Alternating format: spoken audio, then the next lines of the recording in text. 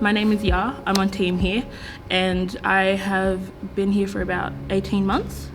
I first came to C3 back in 2017 when we were C3 Cronulla, and my sister invited me. I actually didn't want to come.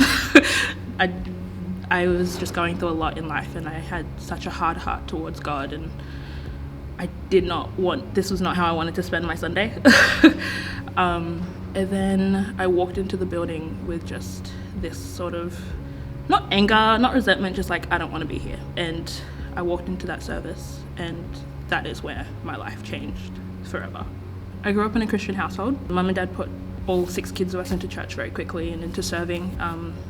So growing up, I was a part of the youth team, kids ministry, worship team. So I grew up knowing who Jesus was, but I didn't really understand the magnitude of what he had done for me. And honestly, he just wasn't at the forefront of my mind. So I was serving for a very long time at my old church, and I wasn't serving because I was serving more out of convenience. It wasn't because I felt called to do it. It was just because I was asked to and I had the time to. I didn't really understand what it meant. When I first came to C3 back in 2017 is like where everything sort of changed for me.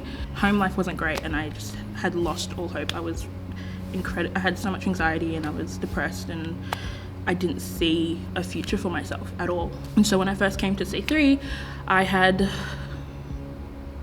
was angry at God, and I didn't see a purpose to me being in that building at all. I walked into that first service, and as soon as worship started, I was just in shock.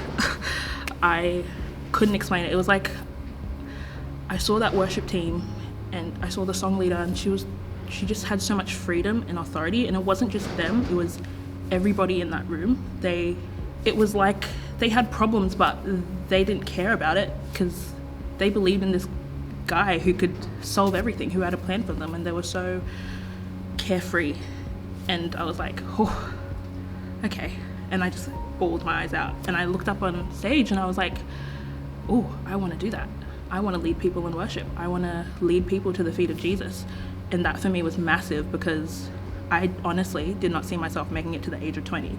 So the fact that I looked up there and I saw purpose for myself, and it was like Jesus was showing me the future I was giving up on.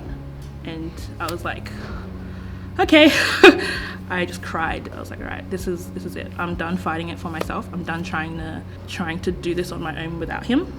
I'm giving it to him. Yeah, that moment was life-changing. And I was so ready to move to C3 at that point. I was like, cool, this is it. This is where I'm going to start my journey here. I remember leaving the building and leaving Pastor James. I was like, see you next week.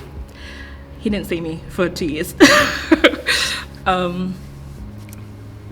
But it was I was so frustrated at that point, because I was like, you brought me here for a reason. I was so angry walking into this building. I had no idea why you brought me into Endeavour that day, but it was almost like God was telling me, you have the next 2 years are going to be some of the most challenging years of your life. You need me now more than ever. Home life was just horrible.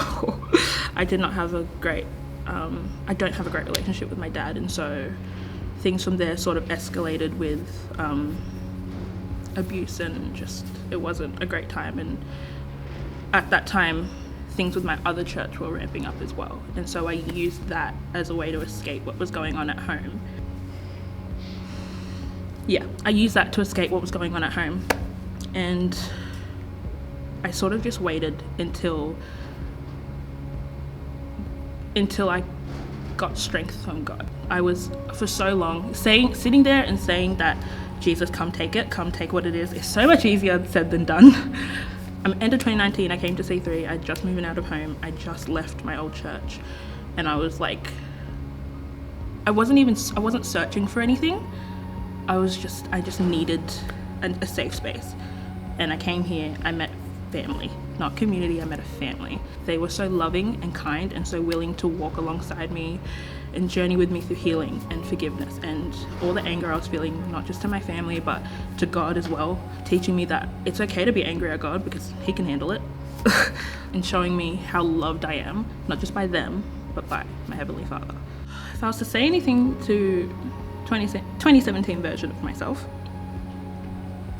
I would tell her that she is so loved, not just by the people around her, by her Heavenly Father, that the words that her earthly father spoke over her does not define who she is, that her identity is in Jesus, and the words that he spoke into her, that nothing will ever change that, that as long as she keeps chasing Jesus and staying close to his heart, she can't miss what he's doing.